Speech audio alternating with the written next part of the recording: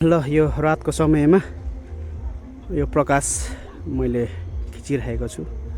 प्रकाश भन्दा पनि यो डिजे लाइटहरू यहाँ भिटेनले आजको प्रोग्राम गरिरहेको छ र उसले भनिरहेको छ म कुनै पार्टीमा आबद्ध छैन, म एक स्वतन्त्र नागरिक हुँ, तर पनि मलाई परिवर्तन चाहिएको छ भनिरहेको छ है। परिवर्तन देशको हालत अनुसार परिवर्तन सबैलाई चाहिएको छ। परिवर्तन ल्याउनेको बालेन पनि एक समयमा यसरी नै ऱ्याप ब्याटल गर्दै हिँड्ने मान्छे हो, एउटा सामान्य मान्छे। एक्कासी काठमाडौँ महानगरपालिकाको मेयर भए।